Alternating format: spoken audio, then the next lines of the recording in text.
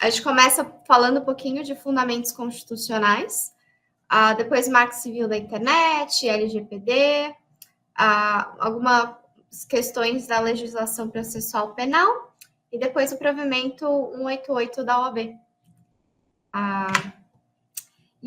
Assim, pensando nessa questão de dados, eu acho que a proteção constitucional é uma questão extremamente importante que tem sido deixada, acho que, de lado, né? Ninguém repensa o que a nossa Constituição prevê de proteção. A gente tem um artigo 5º que prevê que é inviolável o sigilo da correspondência, das comunicações telegráficas, dos dados e das comunicações telefônicas, salvo, em último caso, por ordem judicial, nas hipóteses e na forma da lei, que a lei prevê, né? Para fins de investigação criminal e instrução processual penal. Então, o que isso significa, né? Quem mais estudou e escreveu sobre isso, né? Logo que a gente teve a mudança, e acho que um dos textos mais estudados no assunto é o texto do professor Tércio, que é o Direito à Privacidade e os Limites à Função Fiscalizadora do Estado. Esse texto sobre a proteção constitucional dos dados é muito interessante porque ele discute um pouco sobre o direito à privacidade, à intimidade, e ele vai mostrando que várias pessoas falam sobre os dados, sobre como que a gente vai fazer essa proteção, e chega-se ao final com uma questão que deve se balizar, né? Mas essa parte de balizamento a gente não vê muito nos tribunais, mas que a proteção constitucional ela da comunicação dos dados e não dos dados em si. Então, se a gente pensa nos registros telefônicos, quando você liga, uma pessoa liga para outra, você tem aqueles dados, mas a verdadeira proteção constitucional seria na questão da interceptação, de você ouvir a conversa, né? De você ouvir aquela comunicação de dados. Os dados armazenados não teriam a mesma proteção do que o fluxo de dados.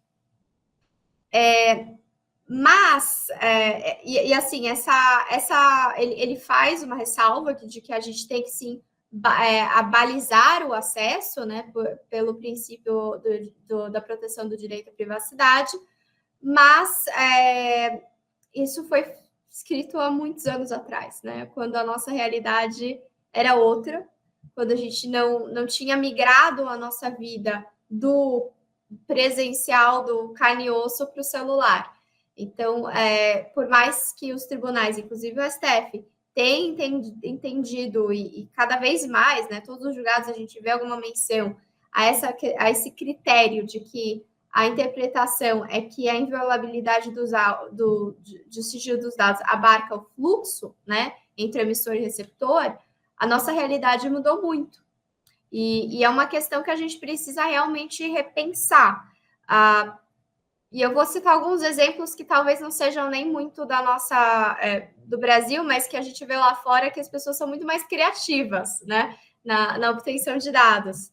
Então, a gente tem casos, por exemplo, nos Estados Unidos, em que uma pessoa, num caso de processo, né, em que ela estava sendo processada por fraude a um plano de saúde, ao seguro incêndio do imóvel, né? A seguradora conseguiu obter informações do marca-passo da pessoa, então informações médicas do próprio corpo dela, né? Mostrando que a história que ela contou do incêndio não batia com os batimentos cardíacos dela. Então, ela falou que quando ela foi acordada pelo fogo e que dela saiu de casa e saiu correndo e conseguiu se livrar.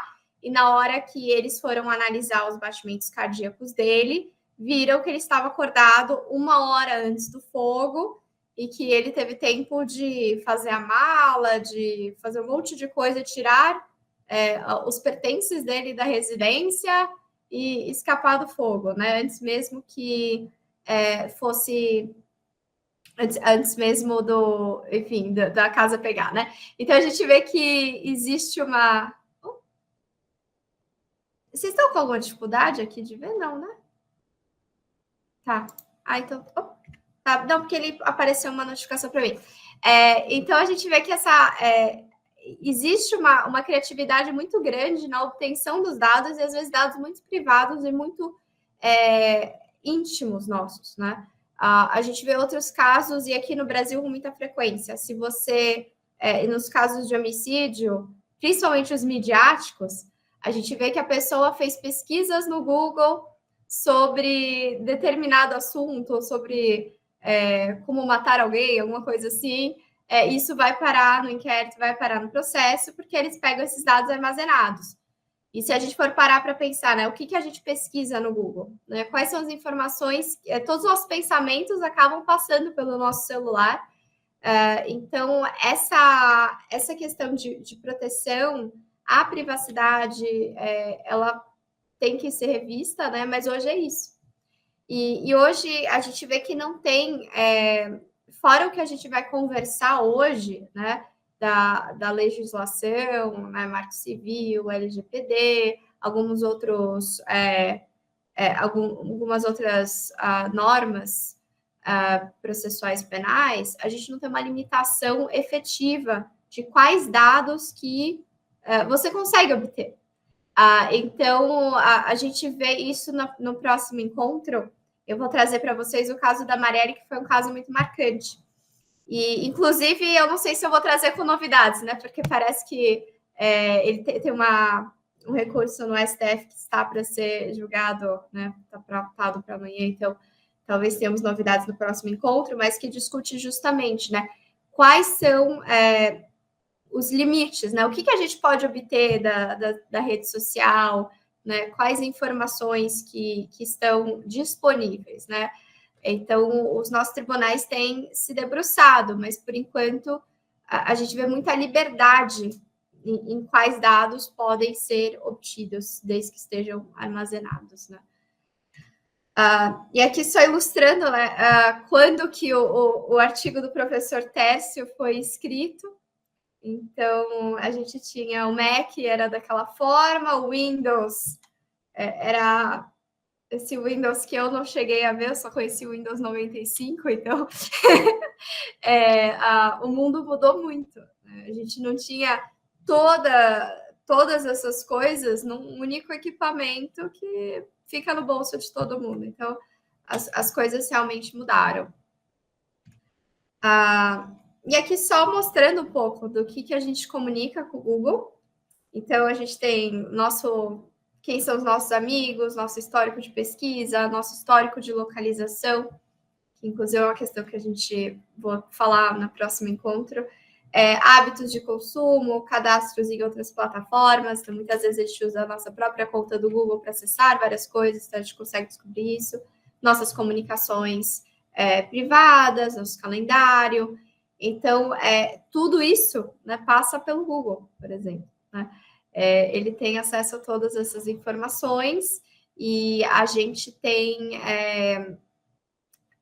não tem muito como fugir em boa parte das situações, né? Então, realmente uma questão que nós precisamos revisitar e o judiciário precisa repensar cada vez mais. Eu vou deixar agora com a Juliana, com o Marco Civil da Internet. Deixa eu tirar do mudo aqui. Oi, gente. Até reforço o convite, quem quiser se sentir à vontade, confortável com abrir a câmera, será um prazer ver vocês, mas também fiquem à vontade para ficar com a câmera fechada. Eu sei que não é sempre que a gente está a fim de expor a nossa imagem, né? O que eu queria comentar, né, do Marco Civil da Internet, e até voltando um pouquinho ao que a gente conversou no nosso último encontro de segunda, né? E aí, é uma lei que eu sou apaixonada pelo Marco Civil da Internet, porque você vê, lá em 2014, já estava se falando, já estava na lei, né, essa questão de que um dos princípios né, da disciplina do uso da internet no país é justamente a proteção à privacidade, proteção aos dados pessoais, né, e a gente vê que isso foi em 2014, a gente tem, por mais que tivesse aquela previsão constitucional inicialmente, né, dos incisos 10 e 12 do artigo 5º, né, que fala sobre privacidade, sobre a vida privada, o livre desenvolvimento da nossa personalidade, né, a gente vê que na Constituição, só em 2022, né, com a emenda constitucional 115, que foi incluído o inciso 79, né, que justamente prevê a proteção de dados como um direito constitucional, né, um direito fundamental, autônomo, né, sendo que 2021, né, então a gente tem essa emenda constitucional de 22, sendo que 2018 a LGPD, claro, também é fruto disso, né, dos debates, eu vou até comentar um pouquinho, mas em 2021 teve aquele caso, né, que foi super emblemático. Agora saiu sua tela, viu, Thaís? Ah, voltou, agora voltou. Não, tranquilo. Teve aquele caso emblemático, né, do IBGE, que era a pandemia, a IBGE queria obter os dados pessoais dos titulares, por conta de que eles precisavam fazer acontecer o censo, que é importante, né, define políticas públicas, é importante, inquestionável, não dava para fazer pessoalmente, então tentou se obter, né, de operadoras de telefonia, enfim, outros bancos de dados privados, aí, os dados pessoais como nome, telefone, enfim, e o STF veio muito feliz falando que realmente, reconhecendo a autodeterminação informativa, né, como um direito autônomo. Então, eu acho sensacional e sempre destaco o papel do Marco Civil da Internet, né, como muito antes ele já trazia muita coisa sobre privacidade, sobre proteção de dados, que embora não tenham pegado na época, já existiam, já estavam na lei, né? Então, eu acho sensacional esse ponto. Pode passar para o próximo, Thaís, por favor. E aí, vocês veem, né, que dentre os direitos dos usuários, né, da internet, o Marco Civil ele buscou proteger não apenas o fluxo de comunicações, né, que justamente, como a Thaís bem comentou, já existia essa previsão, mas é interessante a gente ver como ele também trazia lá em 2014, aliás, muito antes, né, porque ele foi promulgado em 2014, mas as discussões são mais antigas, 2010, enfim, 2009, mas também a inviolabilidade das comunicações armazenadas, né? Porque é isso, na internet, se a gente pensar no nosso dia a dia, a gente tem muita comunicação que não está acontecendo em tempo real, mas uma vida inteira de e-mails, de backup de WhatsApp, enfim, né? Então, a gente tem que pensar nesse tipo de arquivo, né, de documento que revela muito da nossa vida, né, da nossa vida pessoal, talvez mais até do que algo que eu esteja falando agora, se olhar no meu histórico de conversas, talvez tire muito de mim, de quem eu sou, né, do que eu penso, do que eu acredito.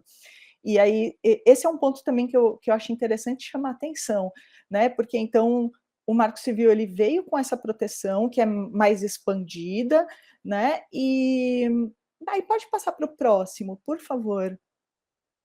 E aí, é assim, né, ele trouxe também para a gente, né, não só o Marco Civil, mas o regulamento, né, do Marco Civil, o decreto, que veio em 2016, né, então ele categorizou, né, de certa forma, que a gente tem o conteúdo das comunicações, a gente tem, seja em curso, sejam as armazenadas. Vocês devem se lembrar que a gente comentou, né, na última conversa, que também, quando a gente está falando em provisão de conexão, os provedores dessa conexão à internet, eles também armazenam os logs, né, ou seja, os registros de conexão à internet, ao passo que os provedores de aplicações guardam os seus respectivos registros também, né, E a gente tem também a parte dos nossos dados pessoais, né? Os nossos dados cadastrais. E aí é interessante a gente ver como o Marco Civil colocou, né, na prática essa proteção. Ele submeteu a reserva de jurisdição à obtenção de conteúdo de comunicações e logs, certo? Ao passo que os dados cadastrais, né, então que informem nome, filiação, endereço, uma autoridade administrativa competente poderia requisitar diretamente a algum desses provedores, né? Seja de conexão, seja de aplicação, né? E nesse ponto eu acho interessante até a gente ver. Pode passar para o próximo, Thaís, por favor. Perfeito. Eu acho interessante a gente ver como o decreto, eu lembro que na época tinha uma expectativa de que ele fosse ser um pouco mais profundo e muita gente se frustrou, mas ele tem ele tem aspectos muito interessantes e um deles que eu acho é justamente essa delimitação, porque quando você fala dado cadastral, a própria LGPD, né, quando a gente pensa em dado pessoal, é uma gama enorme, né? Não tem uma lista fechada do que significa, né? Quantas informações estão abarcadas nesse termo, né? E o decreto do Marco Civil, ele foi muito feliz, porque ele trouxe a filiação, endereço e a qualificação, né? Que é entendida nome, prenome, estado civil, profissão, e também um outro mérito que eu acho sensacional do decreto é que, assim, tudo bem, a gente tem essa lógica de que dados pessoais, né, dados cadastrais, podem ser requisitados por autoridade que tenha competência legal para isso. Ou seja, e aí mais para frente a Thaís vai comentar, né, sobre leis que dão essas competências, claro, não de forma exaustiva, porque não faltam agentes públicos, né, na nossa administração pública. Então, se a gente parar para pensar, Receita Federal, tem muita gente, né? Tem muito exercício de poder aí, né, pelo Estado. Mas eu acho muito interessante, eu queria comentar com vocês esse ponto, que o decreto fala que os pedidos que sejam baseados, né, os pedidos de dados cadastrais, que podem ser feitos por uma autoridade administrativa, né, ele fecha bem a matéria, porque ele diz, olha, a autoridade administrativa pode requisitar, mas ela vai ter que indicar qual que é o fundamento de competência, vai ter que indicar a motivação desse pedido, não vai ser possível um pedido que não indique quem é o alvo, né, daquela medida, um pedido que seja absolutamente genérico, ou um pedido coletivo. Isso funciona na prática? Não necessariamente. Né? A gente vê que na prática, e a depender do caso, é até compreensível que, especialmente quando a gente está falando de investigação criminal, a gente vê que nem sempre isso acontece na prática.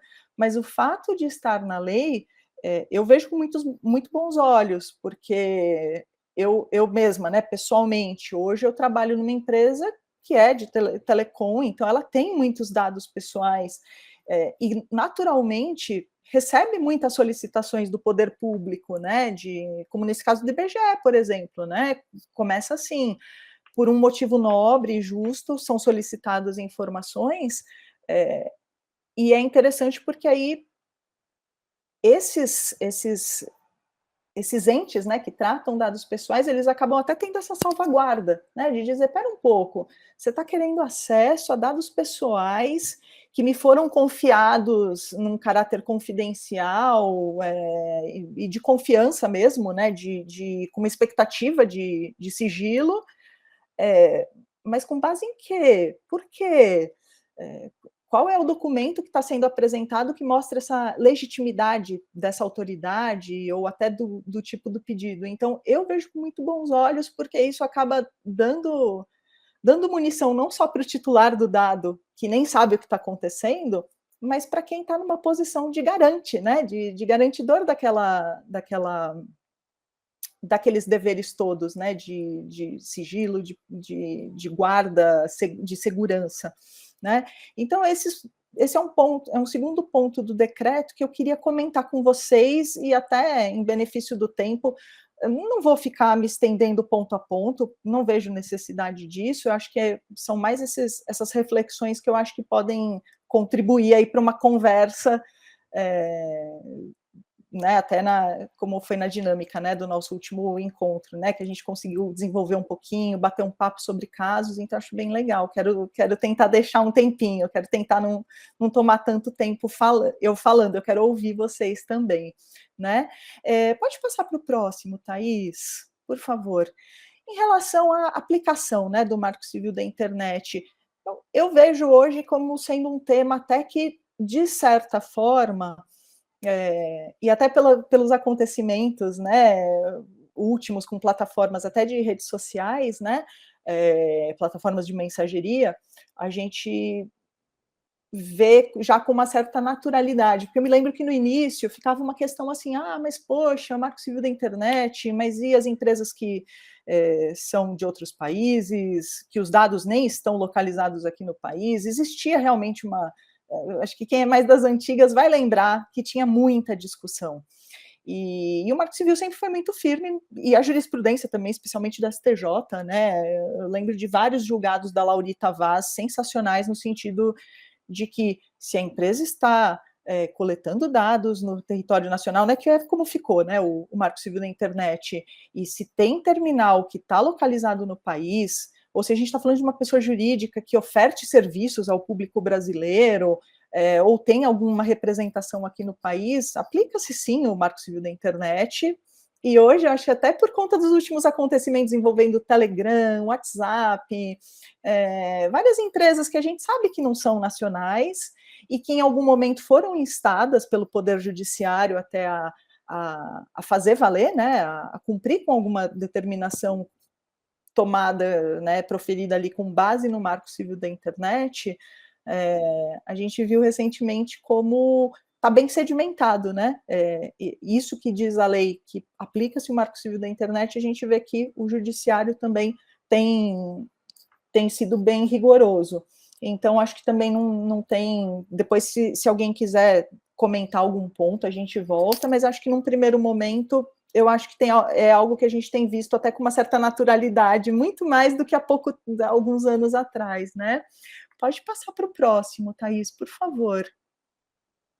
E aí, agora esse ponto aqui, ele acaba tendo um viés bem prático para a gente, e até a gente pode lembrar um pouquinho daquele exercício de fixação que a gente fez, né, no nosso último encontro. O Marco Civil fala o seguinte: provisão de provedores de conexão, né? E lembrando que a provisão de conexão, o que é, né? A conexão à internet, habilitação de um terminal para envio e recebimento de pacotes de dados a partir de um IP, certo? Registro de conexão tem que ser guardado pelo respectivo provedor pelo prazo de 1 ano. Ao passo que os registros de acesso à aplicação, né, que são as informações referentes à data, a hora de uso de uma determinada aplicação e a partir de qual IP, tem que ser guardados por 6 meses. Essa é a regra geral. Provedor de aplicação, 6 meses, provedor de conexão, 1 ano. Tem aquela pegadinha que Ministério Público, né, membro do Ministério Público ou autoridade policial podem requerer que esses registros eles sejam guardados por um prazo superior ao que é previsto na lei.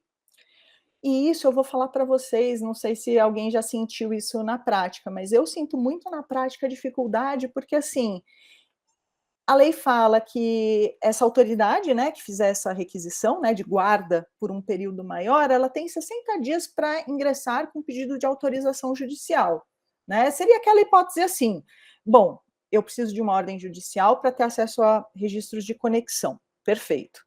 Eu ainda não tenho, sou delegada, eu estou cuidando de um caso, eu ainda não tenho essa autorização, eu vou correr atrás, mas eu quero já deixar esse provedor de conexão ciente de que ele precisa guardar esse registro para mim. Eu vou conseguir essa ordem judicial, tenho fé. Só que, assim, na prática, a gente, quem está na outra ponta, né, quem é provedor de conexão, não fica sabendo se esse prazo de 60 dias foi ou não observado. E eu também não acho que, na prática, o juiz que está decidindo sobre isso, ele também tem consciência de que aquele pedido que está chegando na mesa dele naquele momento para avaliar, tem consciência de que o delegado, membro do Ministério Público, já tinha feito muito antes aquele pedido de preservação e ficou esperando, sei lá, se atrapalhou. Não... Então é algo que, assim, eu vejo na prática que funciona muito para esses órgãos, então para a polícia e para o Ministério Público, porque se eles vêm para um provedor de conexão e falam, olha, com base no Marco Civil da Internet, preserve por mais tempo, quem está na outra ponta não vai ter muito elemento para se insurgir contra, né?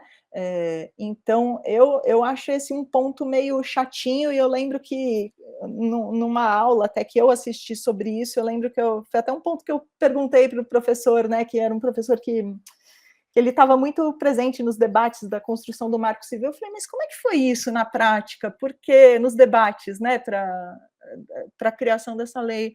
E ele falou, olha, de verdade, foi um ponto que meio que passou. E eu falei, poxa, faz todo sentido ter passado mesmo, porque ele é um ponto esquisito e que dá esse poder aí para a autoridade policial, membro do Ministério Público, e ok, a lei tem que ser cumprida e espera-se que seja sempre para o melhor, mas a gente tem também consciência de que quanto menos dados nossos, né, aí com o chapéu de titular de dados pessoais, quanto menos informações e por menos tempo tiverem a meu respeito, eu fico feliz. E esse também é outro mérito do decreto do Marco Civil da Internet, porque ele também fala que, encerrado o prazo de guarda, ou terminado o motivo que fez com que aquele dado fosse guardado, ele tem que ser expurgado, ele tem que ser apagado, ele não tem que ser mantido em lugar nenhum. E você vê, muito antes da LGPD falar isso, o Marco Civil da Internet já falava. Pode passar para o próximo, por favor. E aí a gente volta, vocês devem se lembrar, né, dessa imagem aqui do nosso último encontro, né? E aí só para fixar mesmo, né, e ver um exemplo prático. A gente tem aqui, então, 2 provedores em cena. A gente tem a TIM, que está na condição de provedora de conexão, então ela está possibilitando que a Maria Paula e N outras pessoas se conectem à internet e acessem o que tiverem que acessar. E a gente tem o Facebook aqui como provedor de uma aplicação, né? Lembrando né, que a aplicação de internet são funcionalidades que podem ser acessadas por meio de um terminal conectado à internet. Então é isso, é uma facilidade, ninguém tem dúvida disso. E veja que interessante, a gente tem atores diferentes, com deveres de guarda dos seus respectivos logs, né, dos seus respectivos registros, por prazos diferentes. E aí, até por isso, a gente vê, né, como o que acontece na internet é muito rápido e como a nossa reação também tem que ser muito rápida, né? 6 meses passam num piscar de olhos, 1 ano passam muito rápido, né? E a ideia de o prazo do provedor de conexão ser maior leva em conta esse procedimento bifásico, né, que a gente tem que adotar. Então, para identificar quem está por trás de uma publicação, como a gente viu no nosso encontro passado, primeiro a gente precisa pedir para a aplicação indicar qual foi o IP que que acessou aquela aplicação naquela determinada data e hora. Com esse IP em mãos, ou seja, feita essa primeira fase, que aí a gente vai descobrir quem proveu a conexão, quem que deu esse númerozinho de IP para o seu cliente final ir na internet. Aí a gente vai para o provedor de conexão e pergunta para ele, tá bom, para quem você entregou esse IP nesse dia e hora para acessar a internet, tá? Não sei se aqui alguém ficou com alguma dúvida. quer comentar alguma coisa, mas qualquer coisa também, se não for agora, depois a gente fala. Tudo bem até aqui, gente? Beleza? Então, podemos... Eu acho que eu vou fazer um comentário, Juliana. Claro, por favor. Dessa questão de tempo, né? Que a gente, assim, no escritório tem várias situações que a gente se depara com um problema de tempo, né? Eu tive um caso há uns anos atrás que uma pessoa se passou pelo meu cliente, veio a ser investigado porque ela disse que ele tinha, enfim, era como se fosse o WhatsApp dele confessando ali um crime. E foi todo um problema. E a gente entrou no caso depois de um ano que isso tinha acontecido. Na hora que verificou-se que era uma denúncia falsa, que alguém tinha passado por ele, se você vai. A gente oficiou o WhatsApp, obviamente não tinha informação. E acho que muitas vezes, nesses casos um pouco mais complexos, que a prima facie não parece, né, que existe uma dúvida, né, com relação a quem é a pessoa que acessou, ou, enfim, essa questão não é a discussão principal. Depois, quando você chega nessa discussão, os dados já foram, né? Então, realmente um prazo, acho que para o titular dos dados é um prazo bom, mas quando você vai operacionalizar no direito, você tem que correr mesmo. E até na delegacia, tudo é muito complicado. Exatamente, e entra até naquela questão prática, né, que a gente conversou um pouquinho, né, no final do nosso último encontro, porque às vezes é isso, você tem uma situação que teoricamente é muito simples, você poderia ir pelo cível ou ir pelo criminal, a questão em si não é tão, né, não é nada mirabolante, mas a gente sabe como as coisas, infelizmente, às vezes demoram um pouquinho, a gente encontra entraves, né, então realmente é um prazo que é muito apertado. E é como você disse, né? Hoje em dia a gente vê situações em que é muito fácil você fingir ser outra pessoa, né? Você é capaz até de ser confundido, né? De alguém fazer uma ligação que simula a sua voz, que simula a sua imagem. Então, às vezes, é algo que nem passou pela cabeça, né? Você está tão certo de que foi aquela pessoa que te ligou, aquela pessoa que fez alguma coisa, e quando até você ir atrás e depois se dar conta de que nem era, realmente esse prazo já passou e é um problema. E aí isso, você vê que a corda estoura do lado mais fraco, né, digamos assim, que é do particular, né, porque de certa forma, para o Estado, tem aquela salvaguarda de poder pedir a preservação por mais tempo. Mas se é um particular, realmente, esse é o prazo e fim de papo, né? Se a empresa levar, se o provedor levar bem a sério, né? E é a tendência, né? De respeitar mesmo os prazos de guarda, pode ser o fim, né? Então, beleza. Então, pode passar para o próximo, por favor. Acho que o próximo vai ser umas ideias, o exercício aí de fixação, que eu já vi assim, acho que muitas pessoas têm dificuldade, né, de entender quem é quem, o papel de quem. Então, como a gente está num grupo menor, vamos fazer no mesmo estilo que a gente fez no chat mesmo. Então, a gente vai apresentar várias empresas e a ideia é que vocês falem qual é o período que elas têm que preservar esse tipo de dados. Então, primeiro é o Facebook.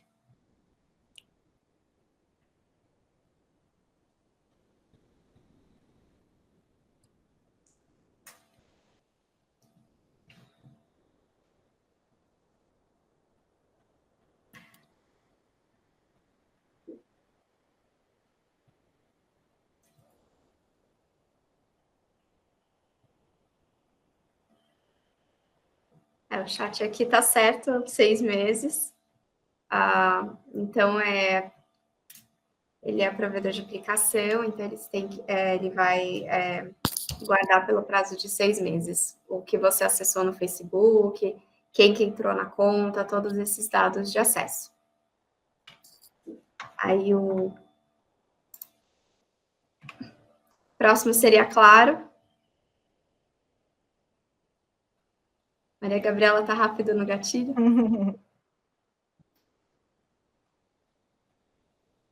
Legal. Eu acho que assim, já deu para entender. Eu vou colocar e o WhatsApp.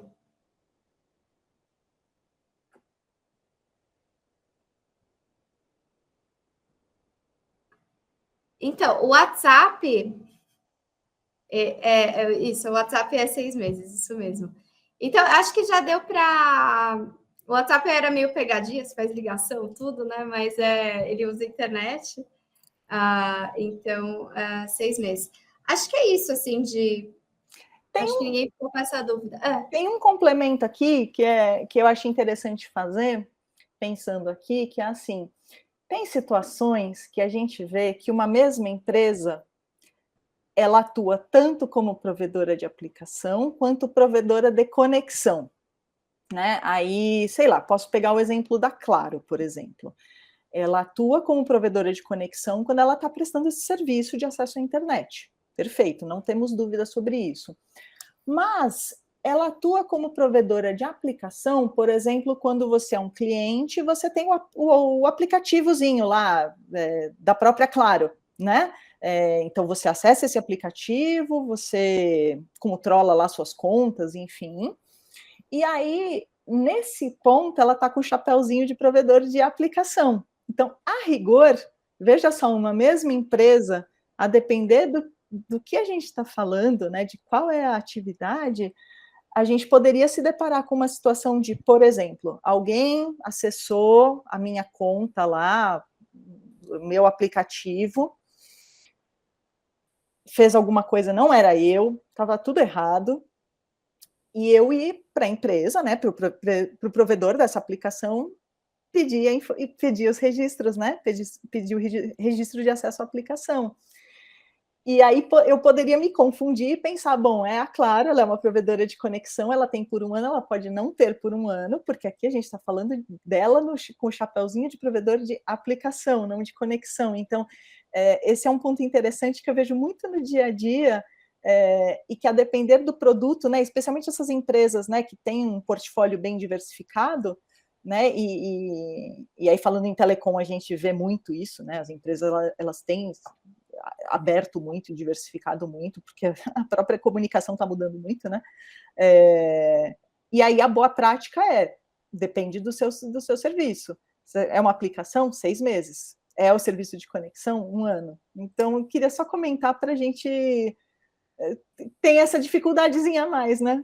Num caso concreto, a gente pode se deparar com uma situação dessa. É verdade. Agora eu vou falar um pouquinho de LGPD. Beleza. Então, da LGPD, aí, claro, fiquem à vontade para complementar também, comentar, mas eu acho que esse é o ponto principal aqui do nosso bate-papo, né? A LGPD veio, e eu acho que um dos grandes méritos dela foi justamente trazer a nossa consciência, a nossa condição de titular de dados, de empoderar as pessoas, porque até outro dia, e não à toa, né? Até outro dia os nossos dados eram tratados como a coisa mais banal da face da Terra.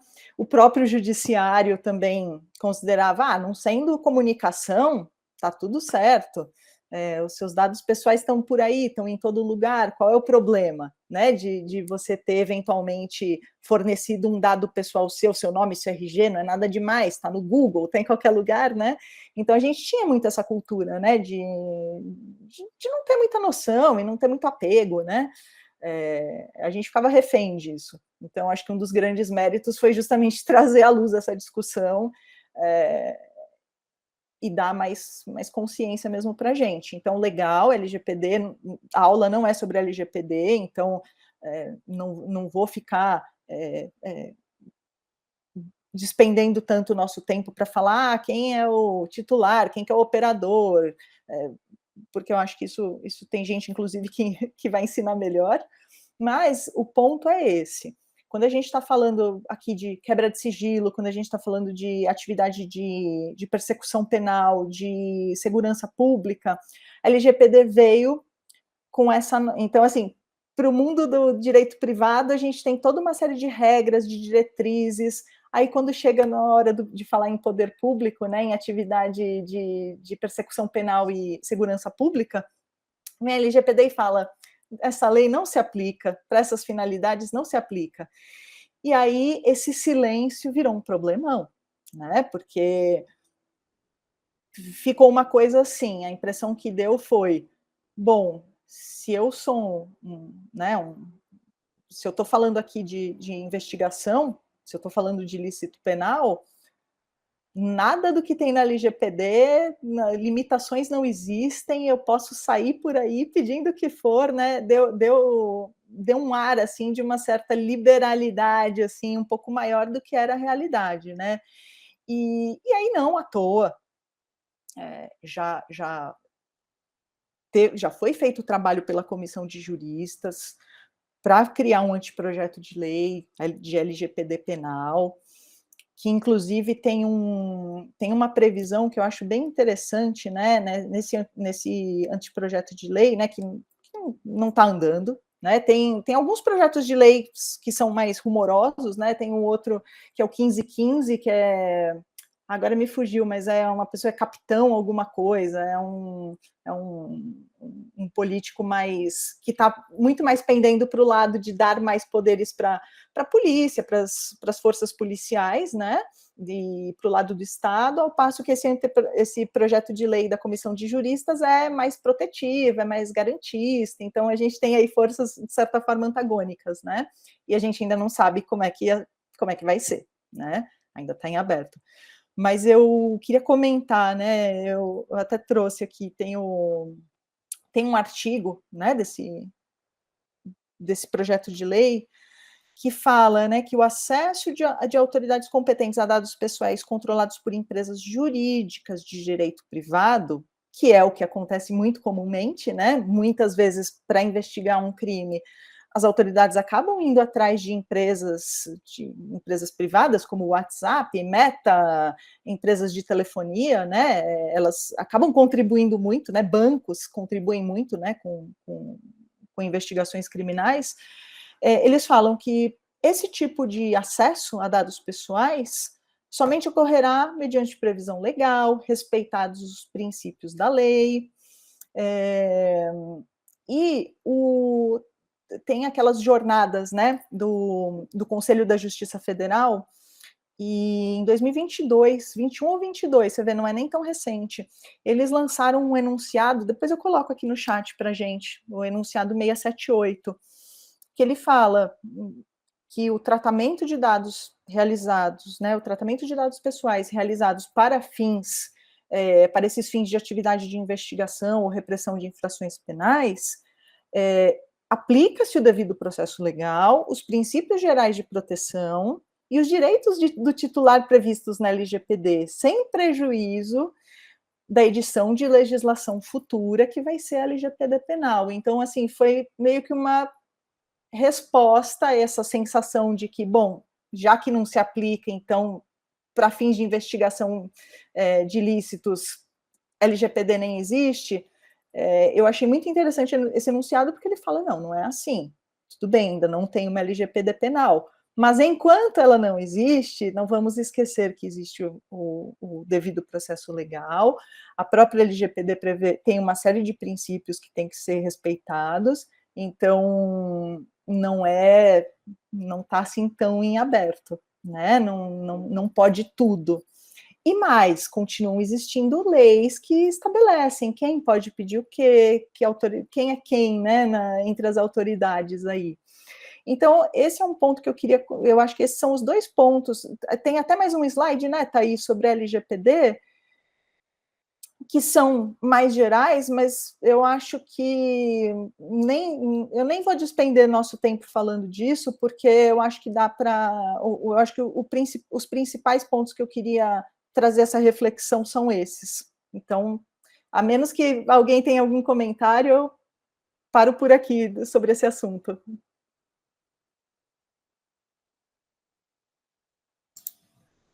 Bom, se ninguém tiver, então acho que a gente pode falar um pouquinho sobre o Código de Processo Penal. A gente tem algumas previsões legais de obtenção de dados, de informações ao longo de investigações. A gente tem o artigo 13A, então, no caso de sequestro, cárcere privado, de redução à condição análoga de escravo, tráfico de pessoas, extorsão mediante sequestro, tráfico internacional de crianças, nesse tipo de caso, o membro do Ministério Público, o delegado, pode obter vários dados e informações cadastrais da vítima ou do suspeito. E aí, você tem o artigo 13b. Esse artigo, ele especifica que com autorização judicial pode-se obter, né, das empresas prestadoras de serviço de telecomunicação, que elas disponibilizem imediatamente, meios adequados, os dados ali, né, então os sinais ou outras informações que possam permitir a localização da vítima ou dos suspeitos do delito. Então, nesses delitos muito graves, que você precisa da localização. E tem uma previsão que foi muito polêmica, que é o parágrafo 4º, em que você, se o juiz não decidir no prazo de 12 horas, eles podem oficiar diretamente o serviço de telecomunicação, telemática, para que disponibilize essas informações. Então, a gente consegue obter informações de localização sem autorização judicial. Isso foi objeto de uma ADI e foi decidido que é constitucional. Mas o que é interessante é que a gente, quando a gente for analisar, né, que tipo de informação eles vão obter desse tipo de quebra, e é uma informação que auxilia muito pouco. A empresa de telefonia, né, que fornece os dados, ela não tem a sua localização exata. Então, diferente de um provedor de aplicação, por exemplo, o Google, o Waze, o Uber, né, todas essas aplicações que têm um GPS, que acessam a sua localização exata, a empresa de telefonia não vai ter, né? O seu provedor de conexão, ele vai saber em qual antena que você conectou. E pode ser que você conecte numa antena que não é exatamente a mais próxima do local. Então, existe uma dificuldade, a partir dessa informação, de você usá-la, né? Então, você pode dizer que o celular da pessoa estava mais ou menos, né, numa região de X quilômetros quadrados, que também não é uma informação precisa, então você não sabe exatamente qual vai ser o raio da antena, porque varia muito. E essa informação, ela acaba sendo muito geral. Então, se você tem, por exemplo, a gente teve aquele caso, acho que foi no começo do ano, que desapareceu um avião no meio da Mata Atlântica, ali da Serra. Aquele é um caso que se procurou as antenas, né, de telefonia para ver se eles conseguiam saber mais ou menos, né, em qual região podia ser que o avião tinha caído, mas é uma informação muito rasa, né? Mas, por outro lado, é uma informação que merece, né, uma proteção judicial. Então, essa previsão, a gente entende por que o legislador quis uma urgência. Então, se você tem uma pessoa sequestrada, você quer informação quanto antes, né? Uma pessoa desaparecida, né? É uma informação importante, mas talvez a empresa, né, que é alvo da medida, ela não vai auxiliar tanto quanto o legislador gostaria. Então, essa é uma das dificuldades, mas eles, enfim, podem obter os dados, e isso já é em vários casos. A gente também tem a lei de organizações criminosas, a lei de lavagem de dinheiro, que também prevê que sem autorização judicial pode-se obter informações cadastrais, então qualificação pessoal, afiliação, endereço, né? Mas as outras informações precisam de quebra. Isso também é alvo de uma ADI. Já tem uma maioria formada no sentido de que essas informações podem sim ser obtidas, né, por meio pelas autoridades públicas. Ia ser julgado agora, mas aí teve destaque, então deve ser julgado presencialmente em algum momento. Aí a gente também tem a lei de interceptação telefônica, então é uma lei que regula justamente esse fluxo. Então, você só pode fazer interceptação em algumas situações,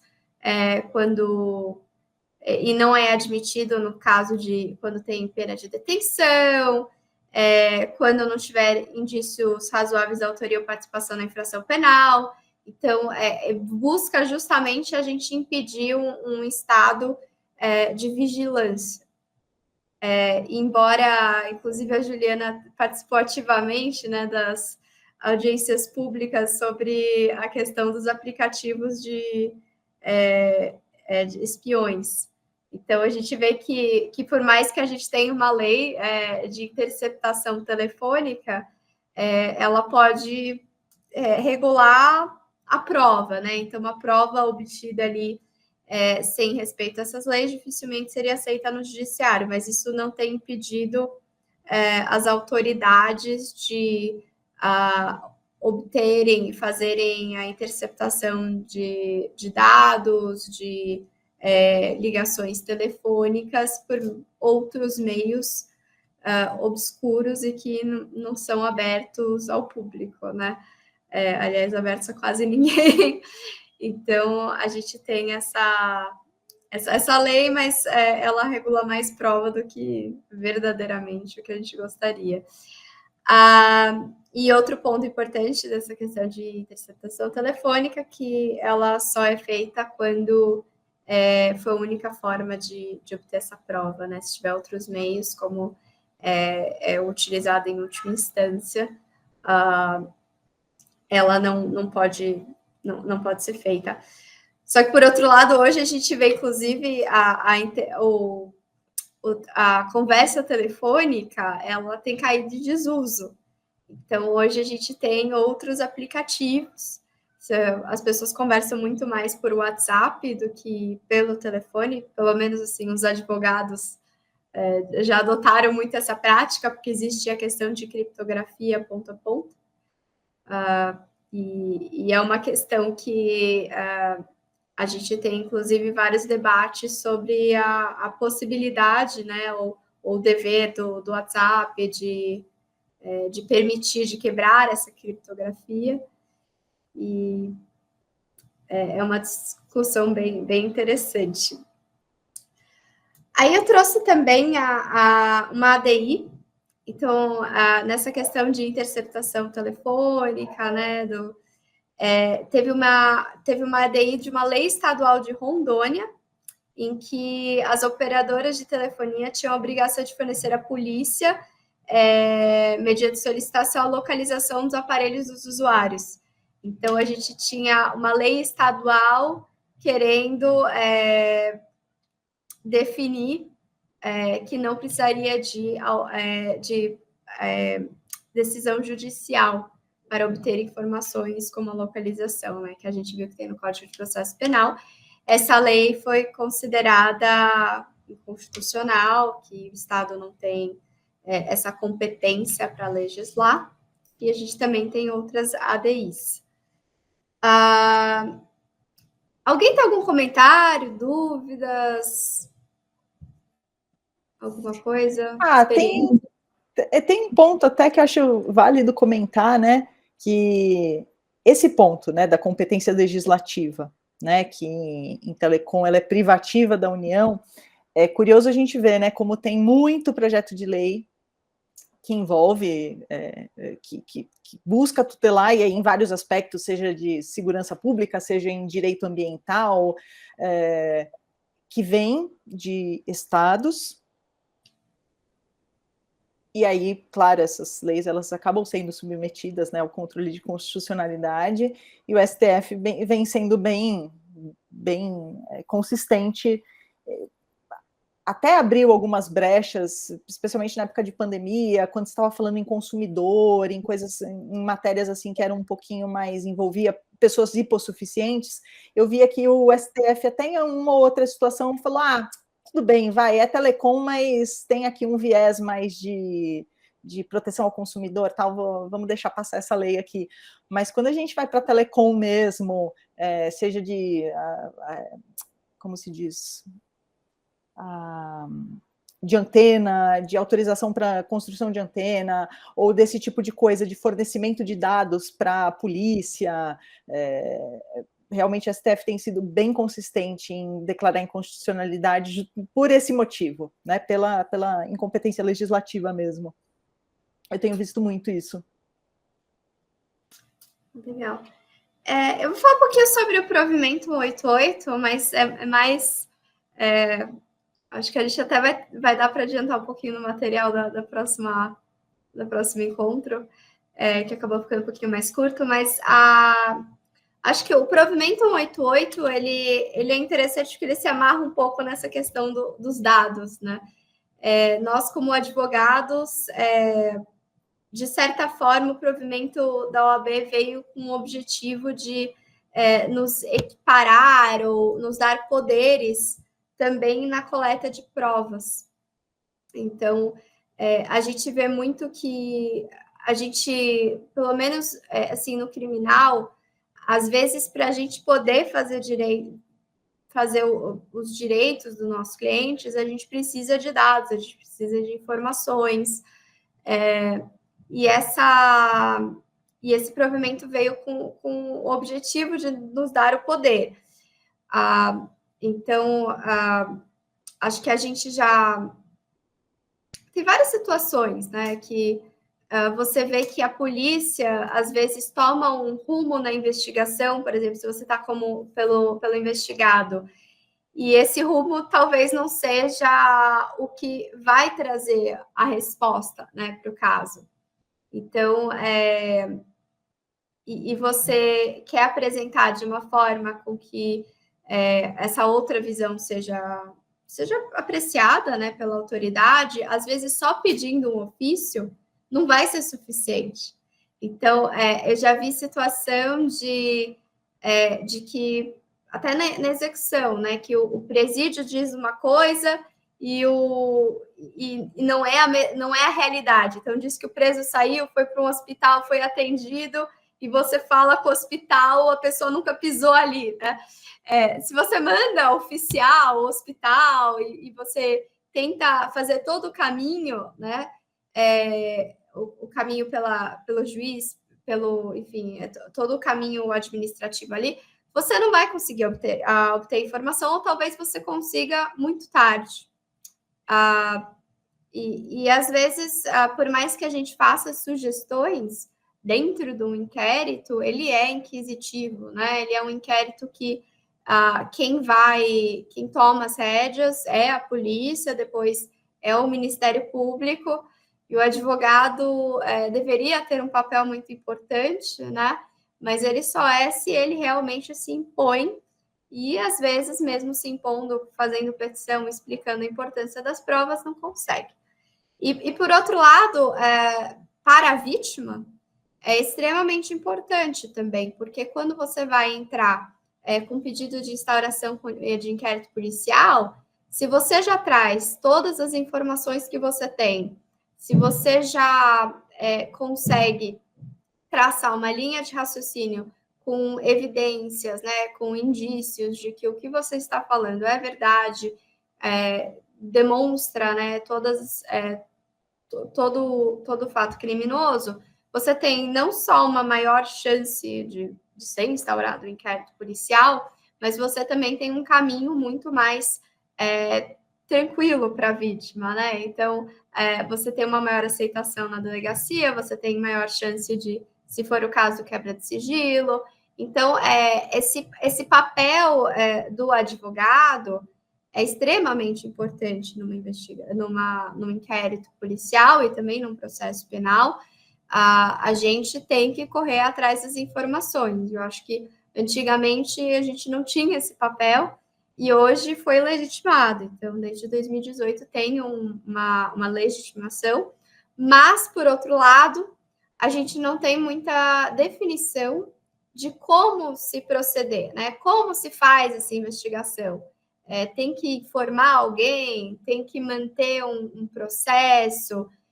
Isso tudo, a gente tem boas práticas, mas a gente não tem uma definição bem regulamentada, né?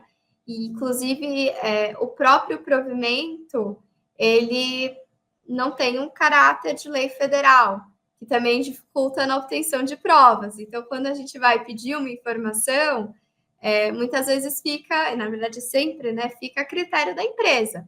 Então, a gente no escritório, a gente manda ofício, né, pede informação e a gente vê que algumas empresas respondem com a informação que era importante e às vezes são dados relacionados ao titular, né?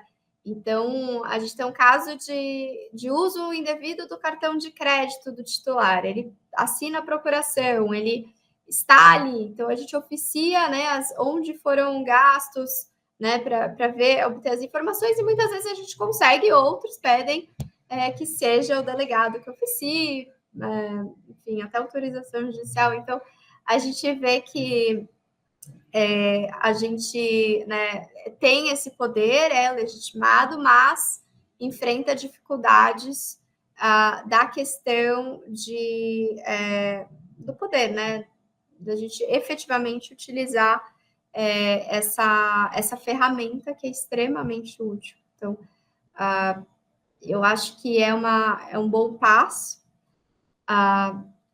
E outro ponto bacana, né, desse provimento, quando a gente pensa de dados e de coleta de informações, é a própria condução de investigação interna dentro de empresa. Então, a gente, quando vai fazer uma investigação interna numa empresa, você vai obter dados da própria empresa, né? Vai analisar, vai conversar com as pessoas. Então, isso tudo acaba sendo, isso é legitimado, né? Era uma prática que já existia, que vem do direito americano, mas que hoje a gente pode, pelo provimento. Mas, de novo, eu acho que falta muita regulamentação dentro disso, né? E até as próprias práticas, assim, quando eu trabalhei em investigação corporativa, em outros escritórios, eu via que as normas vinham de fora. Então, qual que é a prática nos Estados Unidos, né? Como é que você conduz isso? E nem sempre está adaptado para a nossa realidade brasileira. Então, a própria... como que o advogado, por exemplo, nesse tipo de investigação, quando ele vai entrevistar uma pessoa... como que ele vai garantir o direito ao silêncio, né? O direito da pessoa estar acompanhada de um advogado. Essas são questões internas que muitas vezes não são também respeitadas. Enfim, falta bastante regulamentação, mas o provimento da OAB é muito útil. Eu acho que tanto quanto a gente conversou no último encontro, né, sobre metadados que estão em todos os lugares, eu acho que a gente pode usar para caramba, a gente também pode usar esse provimento para tentar obter as outras informações. Fica a critério da empresa, mas muitas vezes a gente consegue já fortalecer os nossos argumentos e pode, eventualmente, fazer enfim, pedir para a autoridade complementar o que a gente não conseguiu. Não sei se alguém tem algum comentário, alguma coisa. Dúvidas? Boa noite. Boa noite. Boa noite. Falando em OAB, né? A necessidade, o provimento, ele tem essa cobertura em relação à esfera criminal, mas deixa muito a desejar na questão civil, né? E também nós precisamos avançar nesse sentido, né? Da utilização também desse instrumento probatório por meio da investigação defensiva na esfera civil. Então, eu vejo aí, inclusive, a necessidade institucional da OAB avançar nesse sentido, em que pese a ausência de iniciativa legislativa, né, nós poderíamos, sim, buscar isso junto à OAB. Então, eu também, inclusive, entrei no curso instigado por essa temática. Então, eu estou gostando do que eu estou vendo aqui, mas eu acho que tá passando do momento da gente deixar de buscar esses amparos em legislações alienígenas, né, e a gente ter a própria construção legislativa, né, mesmo, não por meio de provimento dentro do direito pátrio. E acho que até um ponto que acho que foi a Maria Gabriela que comentou na última aula, né, sobre as empresas, elas ficam naquela situação. Bom, elas têm uma porção de dados pessoais que podem ser muito úteis em N situações, né, em N investigações, aí sejam questões cíveis, sejam questões criminais, mas, ao mesmo tempo, elas estão submetidas a uma série de deveres, né, de sigilo, de resguardar as informações. Então, para quem está do outro lado, né, pensando aqui com o chapéu de empresa, realmente a falta de uma lei, ela deixa quem tem esses dados e poderia contribuir numa situação de não poder contribuir, né? Porque se hoje vem um ofício de um delegado de polícia pedindo uma determinada informação, existe uma lei que assim autoriza, né, que legitima aquela autoridade a assim proceder, e aí quem está do outro lado, sendo demandado, né, uma empresa, ela fica tranquila e ela sabe até que se ela não atender, ela pode incidir em crime de desobediência, né? Então, a coisa funciona de outro jeito. Agora, de fato, numa situação de um particular, né, que é um terceiro, ainda quando é o próprio cliente que está pedindo informações, eu até consigo imaginar uma cooperação maior, porque é isso, você, né, de certa forma a empresa está dando informações daquele próprio cliente, ele provou que ele é ele mesmo, então, né, a gente até consegue imaginar situações em que talvez não haja tanta resistência.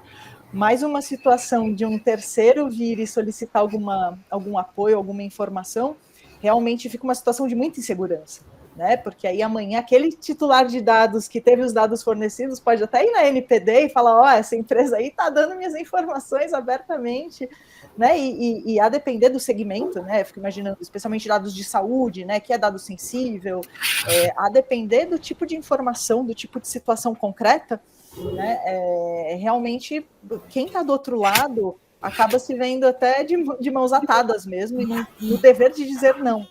Então, fica muito complicado mesmo. Se me permite, eu entendo que está ocorrendo até um celeuma. O próprio judiciário, a hora que ele oficia empresas, pedindo, por exemplo, o endereço de uma pessoa. Se ele não está quebrando o sigilo, ele está ferindo a LGPD.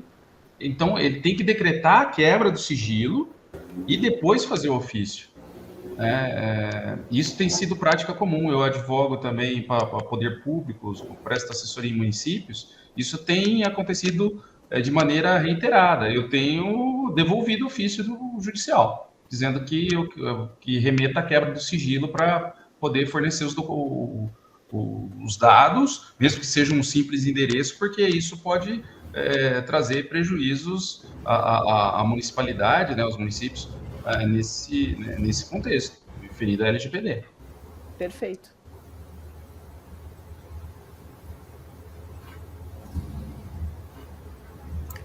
Realmente, a gente precisa mesmo, né, dessa... E já teve caso, né, de instauração de inquérito policial por investigação defensiva cível, né, porque, sei lá, alguém decidiu que era falsidade ideológica, eu já cheguei a ver isso acontecer, então, assim, é uma situação muito delicada você não ter esse amparo, né, e a gente realmente precisa, a gente vê como como as coisas não fluem, né? Se a gente não tem as informações, mas por outro lado você tem a questão de preservação da intimidade. Então a gente realmente precisava que o legislativo fosse... Thaís, se for possível, eu gostaria eu ainda não me deparei com nenhum inquérito desse, eu gostaria de ter acesso, se fosse possível, colocar no material do curso também. Tá. Na verdade, assim, foi coisas que eu já li, né? Eu nunca vi, eu já vi a respeito, mas nunca vi nenhum. Eu vou buscar, porque assim, eu nunca peguei isso, né? Mas eu já vi um caso dessa natureza, eu já li. Eu vou tentar puxar, eu compartilho. Assim, foi uma situação ridícula, que a gente, assim, não me surpreendeu, porque eu não me surpreendo mais nada no criminal. Mas eu vou puxar, eu compartilho, assim, eu vou encontrar esse caso. Aí, a Maria Gabriela colocou, é difícil encontrar o equilíbrio, né? É difícil. Bom, eu queria, acho que aproveitando um pouquinho, eu acho que em vez da gente fazer uma pausa, eu acho que eu só vou comentar um pouquinho mais de dados. Eu acho que a gente teve, a último encontro acabou estendendo um pouquinho. Eu tirei esse... Desculpa, gente, desculpa, tá tocando aqui. Então, assim, eu tirei essa... Me desculpa. Então, assim, eu tinha tirado esse conteúdo da última aula, porque se estendeu muito, então eu queria aproveitar e debater, conversar um pouquinho, é bem curtinho, e daí a gente acaba esse encontro mais cedo, e daí na próxima a gente faz o encontro 3 mesmo. Agora, nessa questão de metadados, eu falei das imagens, né? O que mais que a gente pode obter, e eu gosto muito de obter, assim, obviamente, são dados do próprio titular. Então, pela LGPD, você, como titular, tem direito a acessar todos os seus dados. Mas muita gente não sabe a riqueza disso. Então, a gente tem caso no escritório que, às vezes, o cliente vem com uma história ou vem com uma versão, você precisa comprovar, você precisa, né, entender o que aconteceu. Eu já tive gente falando, cliente que falava que a esposa tinha invadido a conta dele, né? Então, com base nos próprios direitos dos titulares, você já consegue ter uma prévia do que efetivamente aconteceu. Então, às vezes, você pode se descobrir algo ou se esquivar de algo. E o Google, assim, você pode obter do Instagram, qualquer aplicativo, mas eu puxei aqui do Google, porque a gente trabalha muito com o Google.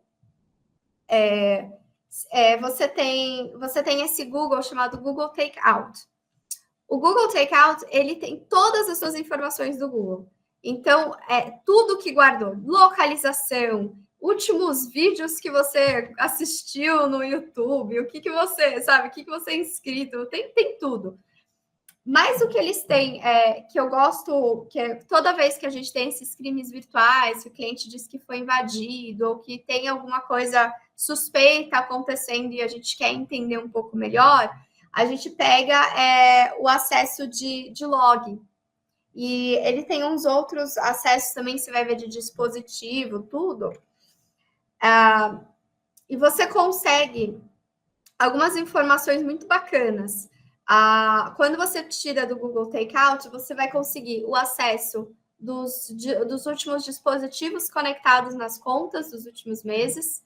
Então, se a pessoa mudou de telefone, se teve, por exemplo, um telefone que acessa o dispositivo e a pessoa não conhece, né? Já é um grande indício. Ele tem histórico de IP por uns bons meses, né? Não é de anos, mas eles guardam, salvo engano, dependendo de como for, eles têm 2 formas, né, de guardar essas informações. Algumas são do último mês, algumas são dos últimos, acho que até mais de 6 meses você consegue puxar por aqui. e você consegue todas informações muito importantes. Então, do IP, eles têm os acessos, né, com data, hora, qual foi o dispositivo, o que ele fez, então, às vezes fez login, acessou alguma coisa, você tem todas essas informações.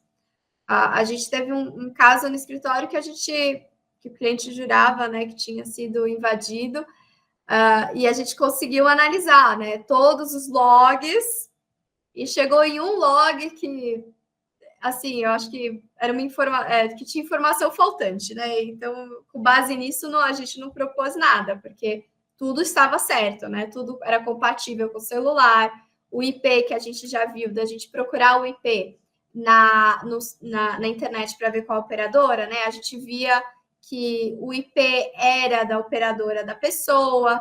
Isso também ajuda, né? Porque se o dispositivo é da pessoa, o IP é da operadora dela, sabe? Você já não vai tomar uma medida, né? Se você não ficar com o pé atrás.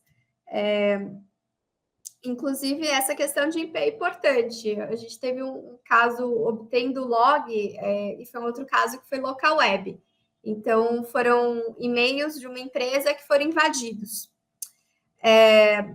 E a gente fez um levantamento dos IPs da local web, né? Quais IPs tinham acessado as contas que eles acreditavam que tinham sido invadidas ali pelo hacker. E foi bacana porque você consegue, com base no histórico de IPs, também ver, ver o que é comum, né? Qual operador é comum, você consegue. Até o IP ele não muda muito, então às vezes você vê um IP muito diferente, então você fala, tem alguma coisa diferente. Isso tudo, é claro, são indícios, né? Só com uma quebra que você vai conseguir. Mas a gente conseguiu diferenciar que o cliente sempre usava Claro, e foi um IP da Vivo que estava acessando, e a gente conseguiu fazer um pedido de quebra muito mais preciso. Então, em vez de você pedir a quebra de todos os IPs, né, que tinham acessado aquela conta, no caso foi da local web, então todos que tinham, a gente falou, olha, esses são estranhos, a gente não tem certeza, e requer ali a quebra. E a gente chegou, em uma situação, a gente chegou num acesso devido, né? Mas no outro, a gente chegou a pessoa que tinha acessado indevidamente. Então, essas informações que às vezes a gente obtém do próprio cliente são muito bacanas, eu acho que são excelentes para uma investigação. A localização nem todo mundo deixa, né, no aparelho. Inclusive, até eu ia falar na próxima, mas eu também falarei no próximo encontro, mas localização é uma coisa que a gente não vai ter por muito tempo disponível. Até o final do ano, o Google deve parar de armazenar a localização em nuvem. Então, isso não será uma informação que teremos, mas, por enquanto, quem tem o histórico de localização pode obter essa informação. Então, quem nunca fez o Google Takeout, eu recomendo fortemente para ver o que ele tem de você e até para eventualmente utilizar em algum caso, porque ele é extremamente útil. Aí, era isso nessa questão da continuação de metadados. Eu não sei se alguém tem comentários, alguma coisa, dúvidas, experiências para trocar. Thaís, posso fazer um comentário? Acho que a gente tem aprendido aqui algumas ferramentas de um modo geral, né, que contribuem para a gente fazer um papel de defesa melhor, né? Então, eu acho que é um comentário super breve, né? Eu acho que a ideia aqui do curso, né, que a gente está se propondo a apresentar para vocês, né, é que a gente possa ter um instrumental para trabalhar em casos específicos e que demandam a nossa atuação, né? Claro que muita coisa a gente depende ainda do judiciário, né? Mas a gente tem diversas ferramentas que a gente consegue não depender tanto do judiciário, né? E são ferramentas que servem de provas de corroboração, né? Como, por exemplo, esse caso que a Thaís trouxe do Google Takeout. Então, acho que tudo isso, né? E assim, tecnologia não é amanhã vai ter uma nova tecnologia, né? Então, assim, não é um negócio estanque. Então, acho que o mundo hoje, né, exige que os advogados sejam cada vez mais tecnológicos, né? Exige que os advogados cada vez mais prestem atenção nos detalhes, né? Prestem atenção de como a gente pode inovar para trazer um melhor resultado para o nosso cliente, né? Que no final do dia é para isso que a gente serve, né? Trazer bons resultados para os nossos clientes. Então, acho que a ideia também é, se vocês também talvez tiverem alguma dúvida prática, se vocês tiverem algum caso, se vocês tiverem talvez alguma questão que vocês acham que pode ser interessante abrir com a gente, talvez a gente não tenha a resposta, né? Mas acho que a gente pode construir uma solução juntos, né? Então, eu acho que ainda a turma está um pouco tímida ainda, né? Então, eu queria abrir esse espaço para trazer, enfim, dúvidas, sugestões, casos práticos, porque eu acho que a partir de casos práticos a gente acaba sempre evoluindo bastante.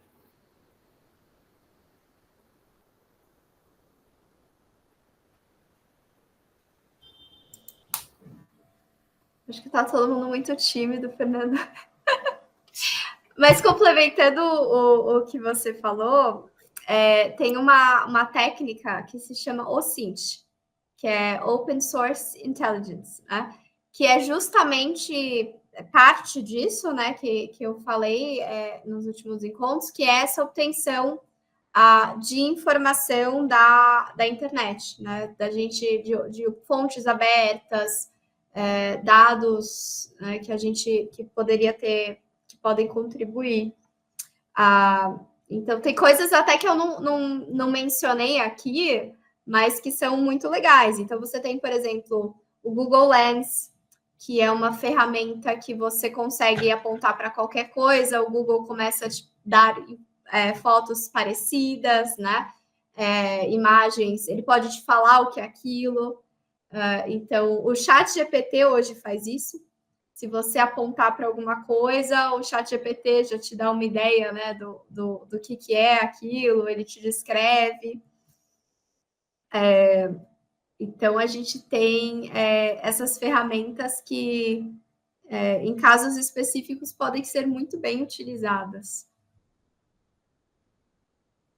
Eu pus aqui no chat até uma indicação de livro que é do Alessandro Barreto, né, que é um delegado que é até meio famoso, né, que ele é lá do Cyberlab, e ele escreveu um livro sobre, justamente, ele compila bastante ferramenta, bastante material, é um livro que eu tenho, inclusive, que tem bastante dica prática até para a gente, porque é isso, é algo que demanda um aprendizado, né? Então eu coloquei aí da Amazon, mas enfim, mais para vocês terem aí os dados. Se alguém se interessar, ou não conhecer, vale a pena.